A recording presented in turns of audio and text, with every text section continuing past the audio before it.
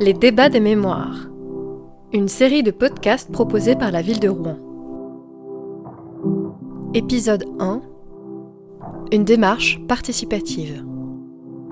Engagée en 2020 par la ville de Rouen, l'initiative des débats des mémoires explore les traces mémorielles individuelles et collectives.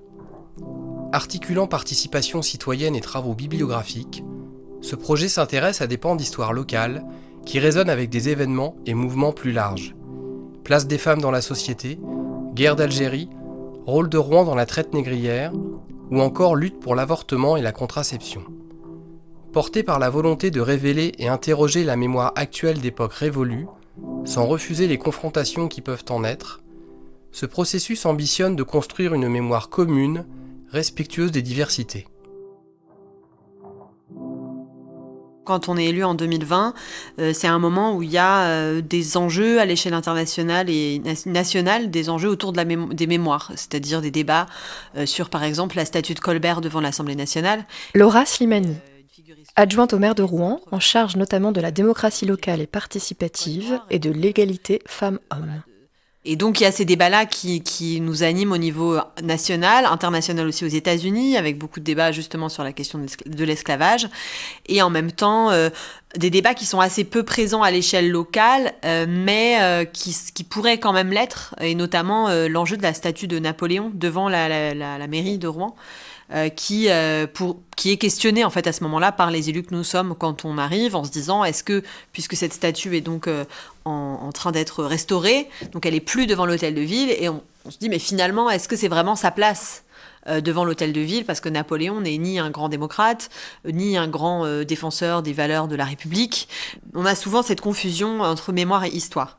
Et donc souvent quand on dit qu'on veut par exemple enlever la statue de Napoléon de devant l'hôtel de ville, même si finalement on ne l'a pas fait parce qu'on a fait de la démocratie, qu'on a écouté les gens et que les habitants étaient contre, mais quand on propose ça, on nous répond souvent « Ah mais on va pas effacer l'histoire, vous cherchez à réécrire l'histoire ».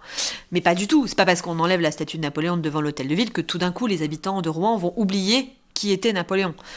Par contre, l'histoire, ce sont les faits qui se sont déroulés, même si l'histoire elle est aussi faite par des historiens qui, en fonction des époques auxquelles ils travaillent, découvrent aussi des choses différentes et regardent les choses différemment, mais ça c'est encore un autre débat.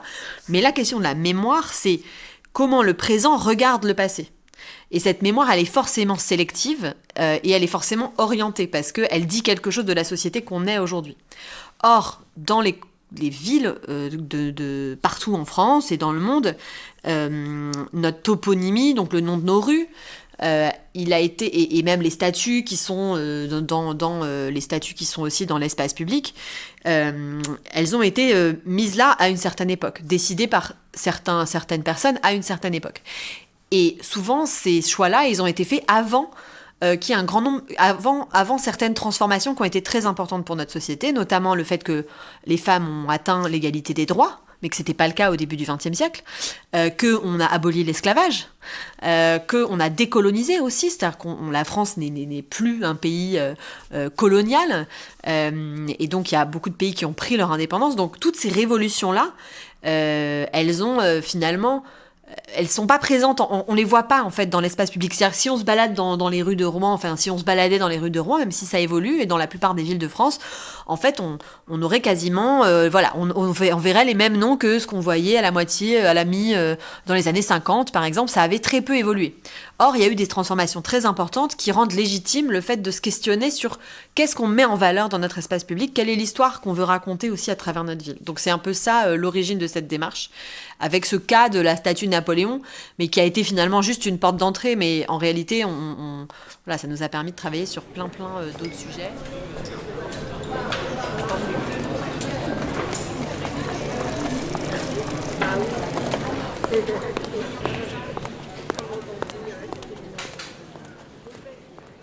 Dans le cadre des débats des mémoires, le but, c'est de s'intéresser aux mémoires de la ville de Rouen, donc à ce que les habitantes et les habitants ont à mettre en avant, à témoigner. On a aussi souhaité s'intéresser à des périodes ou bien des catégories de population qui ont été surtout invisibilisées, oubliées dans le récit qu'on peut avoir des mémoires rouennaises. Marie Picard, doctorante en sociologie à l'Université de Rouen, anciennement chargée du projet des débats des mémoires à la ville de Rouen. On a d'abord fait un état des lieux des mémoires rouennaises, donc c'est-à-dire de tous les sujets de mémoire, on va dire, qui pouvaient être mis en avant. Il y en a certains, effectivement, sur lesquels le travail a déjà été fait, du point de vue historique, du point de vue mémoriel, que ce soit sur Jeanne d'Arc, les Vikings, où c'est souvent ces sujets-là qui ressortent quand on parle de Rouen. Là, l'idée, c'était vraiment de s'intéresser sur les catégories plutôt, les minorités, donc c'est-à-dire dont on a très peu parlé, d'une part dans le récit historique, mais aussi où on a très très peu sollicité les mémoires, donc que ce soit, comme je disais, des périodes de l'histoire ou bien des catégories de population. On a aussi beaucoup parlé des femmes, notamment la place des femmes dans l'espace public, où c'est quelque chose sur lequel on s'est très peu intéressé. On savait que Rouen avait, on va dire, était un territoire du point de vue historique assez riche, mais on se rend compte qu'il y a énormément de témoignages et d'expériences dont on n'a pas du tout saisi les contours, et que justement on s'intéresse aussi à des périodes où malheureusement les derniers témoins sont encore vivants, mais plus forcément pour longtemps, et donc c'est tout l'intérêt de s'y intéresser aujourd'hui pour pouvoir saisir leurs paroles, pour retracer tout ce récit au niveau local. Dans le cadre du débat des mémoires, on a abordé à peu près quatre thèmes principaux. On a fait beaucoup de choses autour du matrimoine de différentes manières, à la fois les femmes rouennaises inspirantes. On a travaillé aussi sur la mémoire des femmes résistantes, ce qui nous a amené aussi à travailler sur les hommes résistants, avec la création d'un lieu de mémoire à l'échelle de la ville. Et on a aussi travaillé plus spécifiquement sur l'histoire de l'accès à l'avortement, l'histoire de la lutte pour l'accès à l'avortement à Rouen, à travers un travail vraiment là entre l'histoire et la mémoire, de recueil de témoignages, qui nous a permis de créer un livret pour parler de cette histoire-là à l'échelle de notre territoire au moment donc des 50 ans de la loi Veil. On a travaillé notamment sur la question de l'esclavage, du rapport entre la ville de Rouen et la traite négrière et l'esclavage. On a aussi travaillé sur la question de la guerre d'Algérie, puisqu'on était sur les 60 ans de l'indépendance de l'Algérie en 2023. Et puis on a aussi travaillé sur la mémoire des quartiers, donc notamment des quartiers politiques de la ville dans le cadre de la rénovation urbaine. Comment ça s'est passé ? On a organisé, alors ça a été à la fois créer des espaces et laisser des traces, créer des espaces pour qu'il y ait du dialogue, des échanges, pour faire remonter des témoignages, et pour qu'on puisse faire connaître aussi certains pans de notre histoire qu'on ne connaissait pas. Donc il y a eu des conférences, débats. On a eu cette grande conférence sur le débat des mémoires avec Nicolas Offenstadt, Mathilde Larère et Titu Lecoq. On a organisé des ciné-débats, notamment sur les harkis, avec Philippe, en présence de Philippe Faucon d'ailleurs. On a organisé des conférences aussi sur la guerre d'Algérie, sur la question du matrimoine et sur d'autres sujets, avec des spécialistes, des historiens. Tous ces temps, l'idée c'est vraiment de créer des espaces de dialogue, des espaces d'échange dans lesquels il y a aussi souvent beaucoup de témoignages, notamment sur des mémoires assez récentes comme celle de l'Algérie. Donc c'est très riche, donc souvent on a aussi enregistré ce qui se disait à ce moment-là, parce que de notre point de vue c'était important d'en garder une trace. Il y a eu beaucoup de balades urbaines dans la ville pour faire découvrir la ville de Rouen aux habitants d'une manière différente, sur la question de l'esclavage par exemple, ou sur la question de la lutte pour l'accès à l'IVG, autour de différents endroits dans lesquels il y a eu des actions autour de cet enjeu. Il y a eu donc évidemment une exposition sur les femmes rouennaises inspirantes, qui est une exposition itinérante. On a aussi mis en place une carte participative, une cartographie participative sur le site rouencitoyenne.fr, sur laquelle les habitants peuvent ajouter des éléments qu'ils connaissent de l'histoire de leur quartier et qui ne sont pas forcément aujourd'hui présents dans l'espace public. Il y a deux pans. D'une part, il y a tout le travail, on peut dire, de fond, d'arrière-plan, si je peux dire, qui consiste à lorsque l'on souhaite aborder un sujet ou qu'on nous suggère d'aborder aussi telle partie dont on a peu parlé sur Rouen. Il y a tout ce travail déjà de défricher un petit peu, de faire un état des lieux de ce qui a été produit en sociologie, en histoire, au niveau national, pour un petit peu observer le niveau local. Donc, d'une part, voilà, regarder un petit peu au niveau national ce qui existe, puis ensuite, est-ce qu'on s'est déjà intéressé à ce sujet-là au niveau de la localité. Donc c'est un premier point. Et puis ensuite, ça se traduit aussi par effectivement tous les événements concrets ou bien les supports qui sont issus de notre travail, notamment les livrets, notamment celui sur le mouvement pour la libération de l'avortement et de la contraception. Ce livret, effectivement, s'accompagne aussi d'un contexte historique pour resituer l'action dans son époque, qu'est-ce qui s'est passé, quels sont les faits historiques au niveau national. Donc voilà, par rapport au droit à l'avortement et à la contraception, on a replacé les événements qui se sont passés à Rouen dans le cadre de ce qui se passait au niveau national, avec les différents acteurs au niveau national, mais en prenant ce prisme des individus, des Rouennaises et des Rouennais, leur vécu, leur témoignage, qu'est-ce qu'eux en retirent, de quoi ils se souviennent, qu'est-ce qui a été marquant pour eux dans cette lutte, et en recontextualisant, ça a été aussi le cas pour la guerre d'Algérie, où on a fait, lors de nos événements, on avait toujours une personne, un historien ou une historienne spécialiste du sujet, pour apporter aussi cet éclairage historique dont on n'était pas là pour débattre, mais du coup quand même recontextualiser le sujet et garder aussi voilà, cet apport-là scientifique.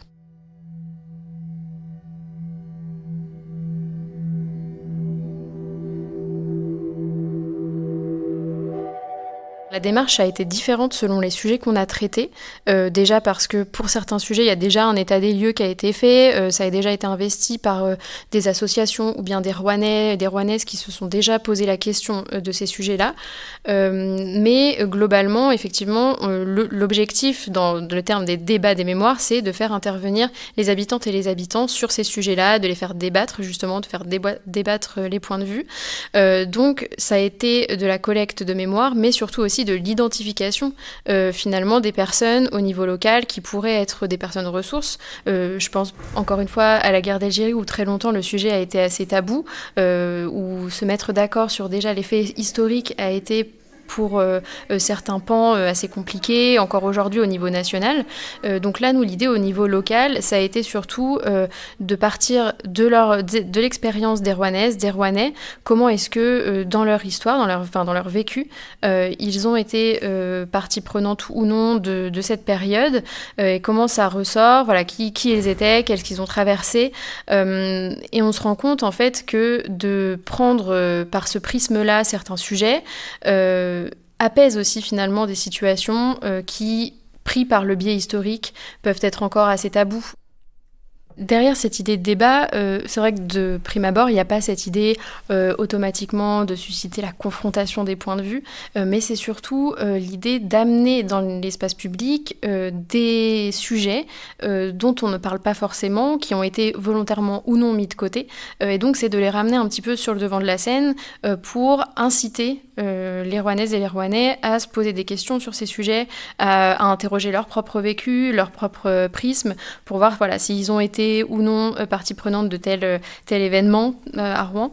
Et c'est aussi derrière cette idée de débat, d'inclure les différents acteurs, actrices au niveau local. Donc je pense aux associations, je pense aussi aux services jeunesse par exemple, aux historiens, historiennes au niveau local, aux différentes démarches des différents acteurs de la ville qui peuvent se saisir ou non de certains sujets. Et donc c'est aussi cette particularité justement d'un débat plutôt, comme je le disais, qui favorise cette cohésion à travers la mémoire collective de la ville de Rouen. On s'est appuyé aussi sur des demandes localement. Par exemple, il y avait une association qui demandait depuis des années à ce que la ville de Rouen se dote d'un lieu de mémoire autour de la question de l'esclavage. Et donc ça a été une porte d'entrée finalement pour se poser cette question-là, et ce qu'on a fait, et du coup aujourd'hui il y a une stèle qui reconnaît l'implication de Rouen dans le commerce des esclaves, et le fait que Rouen était un des ports principaux qui a participé à la traite négrière, et ce qui était assez peu connu aujourd'hui. Et aujourd'hui, tous les 10 mai, on a une cérémonie qui se déroule à cet endroit-là, alors qu'avant elle se déroulait de manière un peu étrange au monument des anciens combattants. Du coup, enfin voilà, il y avait quelque chose de complètement anachronique, complètement décalé, et donc on a fait changer cette cérémonie, et ce qui lui donne aujourd'hui beaucoup plus de sens.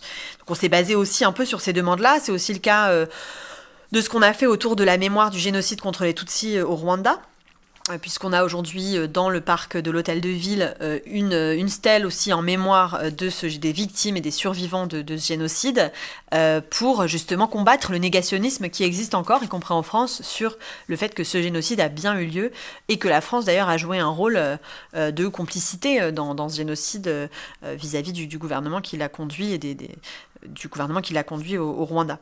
Donc voilà, on a été aussi à l'écoute évidemment de certains groupes qui s'estiment justement, enfin à juste titre en tout cas, lésés par la manière dont on raconte aujourd'hui ces histoires, ou dont on ne les raconte pas. Mais ça n'a pas, en réalité, ça n'a pas fait polémique, parce que en fait, il y a pas de débat sur le fait que ça a existé. Là où on peut avoir parfois des polémiques, c'est quand on va essayer effectivement d'aller un peu faire changer les habitudes des gens, ou peut-être faire changer leurs repères. Ça, c'est quelque chose qu'on a vu à la fois sur la statue de Napoléon, qu'on a vu aussi récemment lorsqu'on a décidé de changer le nom d'une petite rue, donc le Mail Pélissier. On a fait très peu de changements de nom de rue, parce que ça comporte des complexités administratives avec lesquelles on n'avait pas très envie de s'encombrer. Donc on a plutôt privilégié des plaques, des noms de bâtiments, etc. Mais on l'a fait pour le Mail Pélissier, parce que Pélissier était donc un des généraux qui a mené la conquête de l'Algérie en 1830 par la France. Et cette conquête, en fait, elle s'est faite vraiment dans un bain de sang, de manière extrêmement violente. Elle a mené au massacre de populations civiles de manière très importante. Et d'ailleurs, même à l'époque, en 1830, ces pratiques militaires-là avaient fait polémique en France. Donc c'était vraiment quelque chose qui, à l'époque, était déjà très contesté sur la manière dont la France avait conquis, entre guillemets, le territoire algérien. Et en fait, on avait encore, donc il y avait plusieurs bâtiments qui étaient nommés d'après ce fameux Pélissier qui a une histoire un peu locale, et en fait ils avaient été débaptisés, mais ils restaient à Rouen, on n'avait pas vu. Et il y a une association qui est venue nous voir pour nous dire, écoutez, une association qui a créé un guide du Rouen colonial, Rouen décolonial, donc un peu le lien entre Rouen et la colonisation. Et en fait, cette association, elle est venue nous voir pour nous dire, en fait, il y a encore ce mail qui s'appelle d'après Pélissier. Donc il faudrait que qu'il soit dénommé. Donc on est allé voir les habitants, très confiants finalement, et effectivement ça a été compliqué.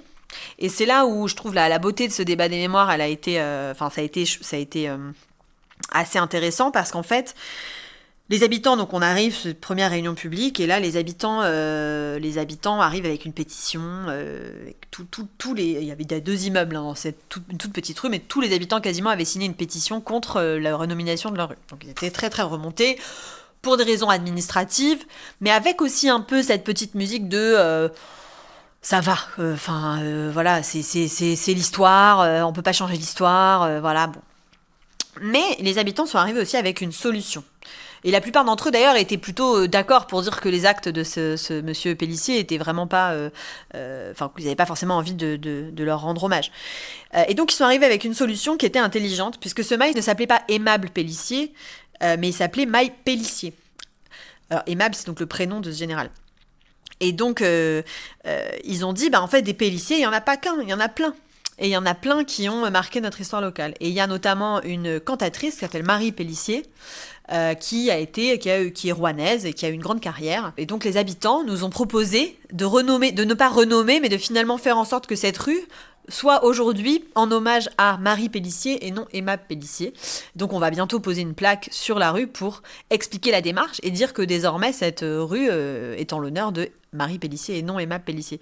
Donc voilà, même quand il y a de la polémique, en fait, le dialogue s'est jamais rompu, et c'était vraiment ça l'objectif du débat des mémoires.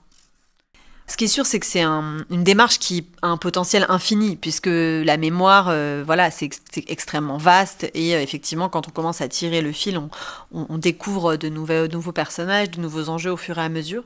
Donc je pense que le travail sur la question de la mémoire des femmes, il doit encore continuer, parce que même si on a beaucoup avancé, il reste encore beaucoup de choses à faire, notamment en termes de renomination de rues, poursuivre un peu la présence des femmes sur l'espace public. On va pouvoir le faire à travers un projet d'ailleurs du budget participatif pour mettre un grand nombre de noms de ces femmes sur des bancs publics de la ville de Rouen. Et puis après, je pense que dans les sujets, pour moi, le sujet qu'on n'a pas réussi à assez traiter sur ce mandat, c'est la question de la guerre d'Algérie. Il y a eu beaucoup de temps d'échange, mais c'est vrai que c'est un sujet qui est sur une mémoire qui est encore assez chaude d'une certaine manière. Et du coup, il y a pour moi, mais pour le coup, il y a vraiment un besoin de créer des espaces d'échange et de dialogue et de réfléchir à la manière dont on veut se souvenir de cette période à Rouen. Ensemble, parce que c'est une période qui a divisé beaucoup la société dans des groupes entre les appelés, les harkis, les Algériens, les pieds noirs, et donc toutes ces catégories de la population, finalement, elles ont vécu cette guerre de manière différente. Aujourd'hui, on en a une lecture qui est celui que c'était une guerre d'indépendance, de décolonisation, mais finalement, on n'a pas aujourd'hui cette mémoire, elle n'est pas rassemblée dans un lieu, dans un espace, et moi je trouve que ça vaudrait le coup de continuer à travailler, à faire dialoguer sur ce sujet et d'écrire aussi un petit peu l'histoire rouennaise de cette période parce que finalement il y a encore beaucoup de zones d'ombre sur la manière dont les choses se sont passées et je trouve que ce serait intéressant de continuer à travailler là-dessus.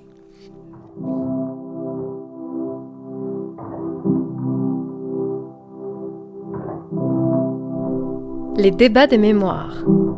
Une série de podcasts proposés par la ville de Rouen. À retrouver sur le site www.rouen.fr. Réalisé par Christophe Tréhé. À la voix, Adélaïde Prudhomme.